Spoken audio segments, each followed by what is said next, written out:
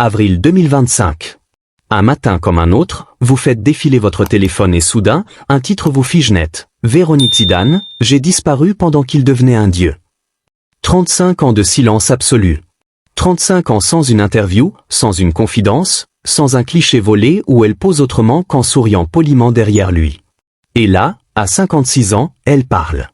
Pas pour crier, pas pour accuser, pas pour vendre. Elle parle simplement pour respirer enfin à son propre nom. Ce n'est pas une bombe, c'est une délivrance. Le mythe Zidane ne tombe pas de son piédestal. Il descend parmi nous, il devient chair, il devient couple, il devient humain. Et étrangement, c'est le plus beau cadeau qu'il pouvait se faire après tant d'années passées à incarner la perfection. Remontons le temps jusqu'à l'origine, jusqu'à cet été où tout a commencé. Été 1988, août brûlant. Cannes, Côte d'Azur, mais pas celle des yachts et des stars, celle des gamins qui bossent dur pour un rêve. Le centre de formation de l'AS Cannes sent la résine fraîche, la transpiration et cette odeur particulière d'espoir brut qui colle à la peau. Zinedine Zidane, né le 23 juin 1972, vient d'avoir 16 ans et demi. Il débarque de la Castellane, quartier nord de Marseille, tour grise, cage d'escalier qui sentent l'urine et le jasmin, terrain en gravier où l'on joue jusqu'à ce que les lampadaires s'allument et que les mères crient les prénoms depuis les balcons. Chez lui, on est 5 enfants, le père Smaïl est veilleur de nuit puis manutentionnaire, la mère Malika tient la maison d'une main de fer dans un gant de tendresse kabyle. On ne parle pas beaucoup, on ne pleure pas, on serre les dents et on avance. Le foot, c'est la seule issue imaginable, la seule lumière au bout du tunnel. Zinedine est déjà spécial. Sur le terrain, il voit le jeu 3 secondes avant tout le monde, il caresse le ballon comme on caresse un chat, avec une douceur presque irréelle. Mais en dehors, c'est un garçon qui rougit pour un rien, qui bégaye quand une fille lui sourit, qui préfère regarder ses pointes de pied plutôt que les yeux des autres. À 500 mètres à vol d'oiseau, le conservatoire Roselaïk Tower. Parquet blond, miroirs immenses, musique de Tchaïkovski ou de Stravinsky qui s'échappe des fenêtres ouvertes. Véronique Fernandez, née le 4 juin 1969, 19 ans tout juste, silhouette élancée de danseuse classique, cheveux noirs tirés en chignon impeccable, regard qui pétille avant même qu'elle ouvre la bouche. Origine andalouse par son père, française par sa mère. Elle vit pour la danse depuis qu'elle sait marcher. Elle rêve de l'Opéra Garnier, de Gisèle, du Lac des Cygnes, de tournées qui la feront voler d'une capitale à l'autre. Le soir, elle dort au foyer des jeunes travailleurs, juste à côté du centre de formation de foot, parce que ses parents n'ont pas les moyens de lui payer un studio. Un soir d'août 1988, il fait tellement chaud que l'air colle à la peau. Elle descend chercher une bouteille d'eau dans la salle commune. Il est là, assis sur le vieux canapé défoncé, en survêtement trop grand, les yeux rivés sur ses baskets comme s'il étudiait un schéma tactique. Elle dit simplement « Salut ». Il répond « Salut », à peine audible, les joues en feu. Elle sourit. Il lève enfin les yeux. Et là, dans ce silence lourd de chaleur d'eau, quelque chose se passe. Rien d'extraordinaire à première vue. Pas de coup de foudre spectaculaire, pas de musique qui monte en crescendo. Juste une certitude douce, presque timide, qui s'installe dans leurs deux cœurs, ces deux-là ne se quitteront plus. Ils commencent à se voir tous les soirs. Promenade sur une croisette désertée par les touristes, glace à 2 boules qui coulent plus vite que prévu, discussion qui s'étire jusqu'à ce que le ciel devienne mauve. Lui parle de la Castellane, des matchs interminables sur le bitume brûlant, de son père qui rentrait épuisé mais toujours digne. Elle parle de Grenade, des après-midi chez ses grands-parents où l'on dansait le flamenco pieds nus dans la cour, des castagnettes qui claquaient comme des cœurs joyeux. Ils rient des mêmes blagues nulles, se tiennent la main sans oser se le dire, échangent des regards qui durent une éternité.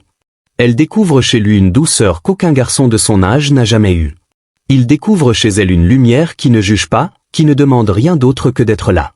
Un soir, assis sur un banc face à la Méditerranée, il murmure, presque gêné, « Un jour, je jouerai en équipe de France ».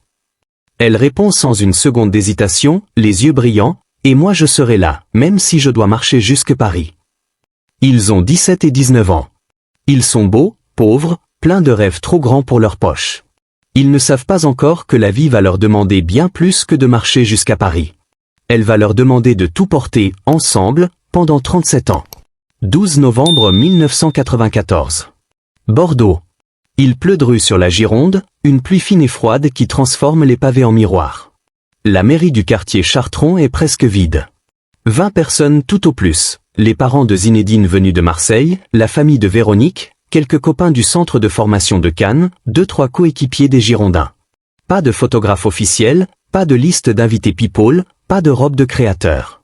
Véronique porte une robe blanche toute simple achetée dans une boutique du cours de l'Isère, un voile court qui laisse voir ses cheveux noirs. Zinedine est engoncé dans un costume anthracite trop serré aux épaules, il tire sur le col toute la matinée. Quand le maire prononce les mots « Je vous déclare unis par le mariage », Zinedine rougit comme en 1988 sur le canapé du foyer de Cannes. Il bredouille « oui » à peine audible. Véronique, elle, dit son « oui » d'une voix claire, presque solennelle, comme si elle signait déjà pour toute la vie qui les attend. Après la cérémonie, on va manger dans un petit restaurant de la rue Saint-Rémy. Blanquette de veau, gâteau à la crème, vin rouge de Bordeaux. Les parents de Zinedine rient fort, ceux de Véronique pleurent doucement. À la fin du repas, Smaïl, le père de Zinedine, lève son verre et dit simplement « Que Dieu vous protège, mes enfants ». Personne n'imagine encore que ce Dieu va les mettre à l'épreuve comme rarement un couple ne l'a été. À ce moment-là, Véronique a déjà rangé ses chaussons de pointe dans un carton, tout en haut de l'armoire de leur petit appartement bordelais. Elle n'en fait pas un drame. Elle n'en parle même pas. Pour elle, c'est une évidence, il va devenir immense, et elle sera le socle invisible sur lequel il pourra construire sa légende. Elle croit en lui plus que lui-même. Quand il doute après un match raté, elle lui dit « Tu n'as pas encore montré la moitié de ce que tu sais faire ». Quand il signe son premier contrat pro à Bordeaux, elle est là, calme, qui sourit, qui dit juste « Je te l'avais dit ». Elle ne mesure pas encore le poids que ce choix va avoir. Elle ne sait pas encore que ce carton fermé en 1994 ne rouvrira jamais vraiment. 24 mars 1995, Enzo vient au monde à la clinique Tivoli de Bordeaux. Zinedine, 22 ans, tremble en tenant son fils pour la première fois. Il pleure sans bruit. Véronique, épuisée, sourit et murmure « Il a tes yeux ». C'est le début d'une dynastie, mais aussi le début d'une vie où elle va devenir, presque sans s'en rendre compte, la gestionnaire de tout ce qui n'est pas le foot. Juillet 1996. Juventus Turin. Premier gros contrat. 3,2 millions d'euros de salaire annuel, une fortune à l'époque. Ils atterrissent dans un appartement exigu près du stade Del Alpi, 3e étage sans ascenseur. Enzo a 1 an. Les nuits blanches commencent pour de bon. Véronique apprend l'italien en regardant la RAI à 3 heures du matin, le volume au minimum, un bébé sur le sein. Elle fait les courses au marché de Porta Palazzo, pousse le landau entre les étals, apprend à dire « Buongiorno » et « Quanto costa » avec l'accent français. Les premiers paparazzi apparaissent, un scooter qui les suit jusqu'à la crèche, un objectif caché derrière les buissons du parc du Valentino. Elle sourit, elle baisse la tête, elle protège déjà. 13 mai 1998, Lucas naît à Turin, quelques semaines avant la Coupe du Monde. 12 juillet 1998, Stade de France. Zinedine marque 2 fois de la tête contre le Brésil. La France explose de joie. Véronique est dans les tribunes, enceinte de 8 mois et demi, elle hurle jusqu'à s'enrouer. On la filme 2 secondes. Le commentateur lance, et voilà la femme de Zidane, Véronique. Elle entend ça pour la première fois. Le mot « femme de » vient de rentrer dans sa vie pour toujours. 9 juillet 2001. Real Madrid. 75 millions d'euros. Record absolu. Ils emménagent à la Moraleja. La maison est immense, blanche, avec piscine et terrain de foot privé. Les gardes du corps deviennent des visages familiers. Véronique apprend l'espagnol avec Enzo et Lucas devant Dora l'exploratrice. Elle gère tout, les inscriptions à l'école américaine, les vaccins, les anniversaires où l'on doit cacher les cadeaux dans le coffre de la voiture pour que les enfants ne les voient pas trop tôt. 18 mai 2002, naissance de Théo. 3 jours plus tôt, le 15 mai 2002, Zinedine a marqué la volée la plus célèbre de l'histoire du foot à Glasgow. Elle est à l'hôpital, elle regarde le match sur un petit téléviseur, elle pleure de joie et de douleur en même temps.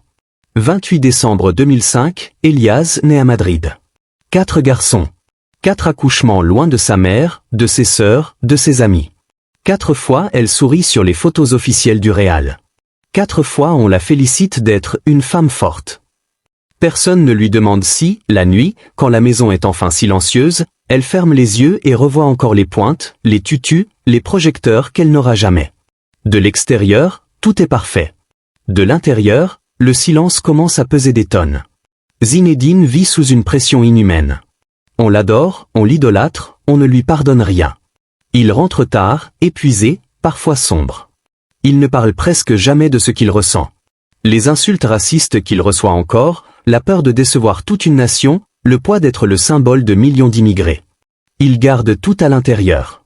Sur le terrain, il est magie pure, à la maison il devient un mur. Véronique comprend, elle respecte, mais elle disparaît doucement. Les amis d'enfance s'éloignent.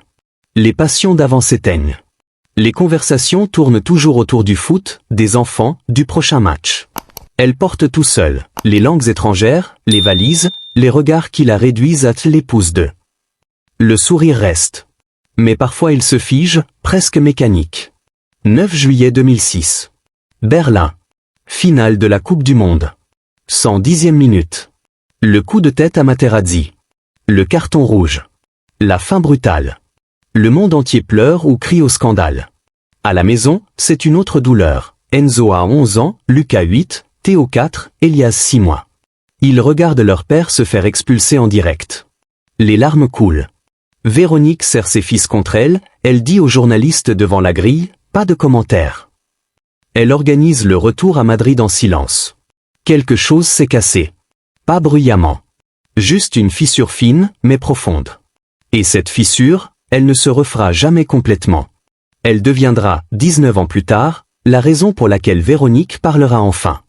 La retraite arrive officiellement en juillet 2006. Le monde entier imagine des matins qui s'étirent, des cafés au lit, des voyages improvisés, des dimanches à ne rien faire. La réalité est bien plus rude. Zinedine se lève à 6h30 par habitude, enfile un survêtement, regarde autour de lui et se demande ce qu'il est censé faire de ses mains. 20 ans de vie cadencés par les entraînements, les matchs, les objectifs, l'adrénaline qui monte avant chaque coup de sifflet. Du jour au lendemain, plus rien. Le vide est abyssal, presque physique. Je ne savais plus qui j'étais sans le ballon, confiera-t-il des années plus tard, la voix basse, comme s'il avait honte de l'avouer. Il part seul à New York, à Los Angeles, au Qatar, consulte des psychologues du sport, lit des livres sur le vide existentiel, sur la perte d'identité. Il regarde des matchs à la télé et serre les poings quand les commentateurs parlent de « l'après-Zidane ». Véronique espère enfin retrouver le garçon timide de Cannes, celui qui rougissait quand elle lui prenait la main. Au lieu de ça, elle le voit tourner en rond dans la grande maison de la Moraleja, ouvrir et refermer le frigo, allumer la télé puis l'éteindre, partir marcher seul pendant des heures. Il est là physiquement, mais son esprit est encore sur un terrain de foot quelque part en Europe. Elle essaie de parler, il répond par monosyllabes. Elle sourit quand même, comme toujours. 2013, il replonge. D'abord adjoint de Carlo Ancelotti au Real Madrid.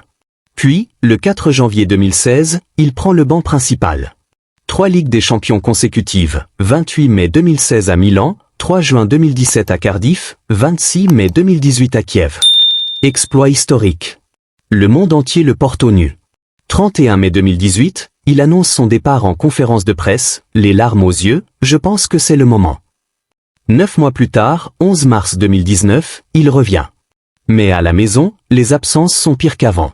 Les week-ends avalés par les matchs, les conférences de presse, les voyages en avion privé, les nuits blanches devant les analyses vidéo. Il rentre à 4 heures du matin, repart à 8 heures. Les enfants grandissent à toute vitesse. Enzo et Lucas signent leur premier contrat pro, Théo et Elias portent déjà le maillot du Real en jeune. La villa est immense, trop grande, trop silencieuse. Les dîners durent 10 minutes, le temps de réchauffer un plat et de parler du dernier entraînement. Un soir de 2019, après le énième retour au club, Véronique est au téléphone avec une amie d'enfance. Elle parle doucement, presque un chuchotement, « Je ne suis pas malheureuse, je ne suis juste plus vraiment vivante non plus ». Elle raccroche, regarde par la baie vitrée la piscine éclairée, et se demande depuis quand elle a oublié la sensation de ses pointes sur le parquet. Avril 2025. Un magazine français publie l'entretien. Titre sobre, presque austère, Véronique Zidane, la femme derrière le mythe. 12 pages. Une seule photo, elle, assise sur un banc à cassis, cheveux au vent, regard droit. Pas de larmes. Pas de colère. Une voix calme, posée, qui raconte 35 ans de silence. Le monde s'arrête 5 secondes. Puis explose. Des milliers de messages. Des femmes du monde entier, épouses de joueurs, de patrons, d'artistes, de politiques. Tu as dit ce que nous n'osons jamais dire. Des hommes aussi, merci de nous avoir ouvert les yeux sur ce qu'on ne voit pas. Zinedine ne dit rien publiquement. Mais ceux qui le croisent le voient changer. Il lit l'entretien 3 fois dans la voiture, garée devant la maison. Il pleure en silence, les mains crispées sur le volant. Il appelle son frère Farid et lâche, « Je ne savais pas qu'elle avait autant souffert. J'étais aveugle. Complètement aveugle. » Juin 2025. Il ferme la maison de Madrid, laisse les clés à la gouvernante et partent pour Cassis. Pas d'annonce, pas de story Instagram, rien. Juste un SMS aux enfants, on prend l'air. La maison familiale est petite, blanche, collée à la calanque de Portmiou. Pas de garde du corps, pas de réseaux sociaux. Le Mistral, les pins, la mer qui cogne les rochers. Il marche des heures sur les sentiers escarpés, main dans la main comme en 1988. Le soir, il parle. Vraiment. Pour la première fois depuis 35 ans. Des nuits entières. Les regrets, les non-dits, les rêves abandonnés, les blessures invisibles. Il s'excuse longuement, la voix brisée. Elle pardonne, les larmes aux yeux. Ils pleurent ensemble, ils rient aussi, beaucoup. Ils regardent de vieux films en noir et blanc sur un petit téléviseur. Ils font des pâtes à l'ail et au piment comme à Cannes quand ils n'avaient pas €1. Elle reprend la danse dans le salon, pieds nus sur le carrelage frais, juste pour elle. Il la regarde avec des yeux neufs, comme s'il la voyait pour la première fois. Un soir de juillet 2025, alors que le soleil se couche derrière la falaise, il lui dit simplement « Merci d'avoir attendu que je devienne un homme ». Elle pose sa tête sur son épaule et répond « Merci d'être enfin là ». Pour la première fois depuis très longtemps, le silence entre eux n'est plus lourd. Il est doux. Il est vivant. Fin 2025, décembre 2025. Ils ne sont plus le couple parfait des magazines, ce couple lisse et lointain que l'on montrait en exemple.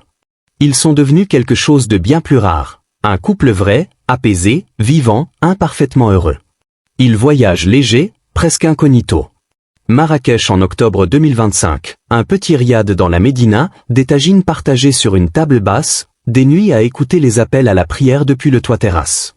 Turin en novembre 2025, ils dorment dans l'ancien appartement près du stade d'El Alpi, aujourd'hui transformé en Airbnb. Ils rient en voyant le papier peint défraîchi, se souviennent des nuits blanches avec Enzo bébé. Juste avant Noël, la Côte Basque, un hôtel discret à Saint-Jean-de-Luz, promenade sur la plage de la Fitenia, huîtres et vin blanc dans une cabane de pêcheurs. Pas de suite présidentielle, pas de chauffeur, pas de selfie avec des fans. Juste eux deux, écharpe au vent, comme en 1988 quand ils n'avaient rien d'autre que l'envie d'être ensemble. À Cassis, la Maison Blanche est devenue le cœur battant de la famille. Les fils reviennent avec leurs compagnes, leurs bébés, leurs chiens. La cuisine ne désemplit pas, bouillabaisse qui mijote des heures, aïoli maison, rosé frais. Les petits-enfants courent pieds nus, crient « Papi Zizou », grimpent sur les genoux de Zinedine qui, pour la première fois de sa vie, oublie l'heure. Les parties de Uno s'éternisent jusqu'à 4 heures du matin. Véronique triche effrontément, Zinedine fait semblant de ne pas voir, les enfants hurlent de rire. On dort où on peut. Canapé, matelas gonflable, chambre d'amis. La maison sent le pain, le sel, le bonheur simple. Zinedine parle plus. Beaucoup plus. Il dit « Je t'aime » le matin en posant le café sur la table de nuit. Il dit « Merci » quand elle lui tend son pull préféré. Il dit « Pardon » quand il oublie encore d'acheter le pain. Des mots qu'il n'avait jamais prononcés facilement, même dans les plus belles années. Il pleure parfois devant un vieux match de 1998, pas de tristesse, mais d'émotion brute, et il n'a plus honte de rien. Il joue avec ses petits-enfants sur la plage, construit des châteaux de sable, leur apprend à faire des passes avec un ballon trop grand. Il regarde Véronique de loin, comme s'il la redécouvrait chaque jour, et il sourit, un vrai sourire qui part des yeux. Véronique, elle, a retrouvé son corps. Elle donne des cours de danse 2 fois par semaine à des adolescentes de Cassis et de la Ciotat. Pas pour la gloire, juste pour transmettre cette discipline qu'elle a tant aimée. Les filles l'appellent Véro, elles ne savent même pas qu'elle est la femme d'eux. Elle anime aussi des petites conférences, les femmes de l'ombre, comment exister quand la lumière est braquée sur l'autre. Elle parle doucement, sans colère, avec cette sérénité qu'on gagne quand on a traversé le feu sans se brûler complètement. Elle répète souvent, un sourire tranquille aux lèvres, « Aimer, ce n'est pas se taire éternellement. Aimer, c'est oser dire quand on étouffe, et continuer à choisir l'autre quand même. » Leur amour n'a plus 20 ans. Il a 35 ans, des cicatrices, des silences réparés, une profondeur nouvelle. Il est fait de gestes minuscules et immenses, une main posée sur l'épaule quand le Mistral souffle trop fort, un café partagé face à la mer en regardant les voiliers, Un regard qui dit tout quand les mots manquent encore. Les mots sont rares, mais quand ils sortent, ils pèsent lourd. Un jour de novembre 2025, lors d'une interview rare à l'équipe, un journaliste demande à Zinedine quelle est sa plus grande victoire. Il regarde longuement la caméra, sourit doucement et répond sans hésiter, « Elle. C'est elle, ma plus grande victoire. Tout le reste, c'était du bonus. » Leur histoire n'est pas finie. Elle continue, plus discrète, plus belle, plus vraie que jamais. Elle nous dit que l'amour parfait n'existe pas. Que même les couples qu'on croyait en acier peuvent plier, trembler, presque se briser. Mais qu'avec du respect, du courage et beaucoup de vérité, on peut se relever. Plus fort. Plus vrai. Plus humain. Et c'est peut-être ça, la vraie victoire. Pas les 3 Ligues des Champions consécutives de 2016 à 2018. Pas le Ballon d'Or 1998. Pas le record de transfert de 2001. La vraie victoire, c'est d'avoir traversé la gloire absolue, la solitude, le silence, et d'être encore là, en décembre 2025, assis sur le muret de la Calanque, emmitouflé dans le même plaid, à regarder le soleil se coucher derrière les falaises. Main dans la main. En se disant, sans avoir besoin de parler, que tout valait la peine. Parce qu'à la fin, ce qui reste, ce n'est pas le bruit du monde. C'est le silence complice de 2 personnes qui ont choisi, encore et encore, de s'aimer. Même quand c'était dur. Surtout quand c'était dur. Et qui, aujourd'hui, savent enfin respirer à 2.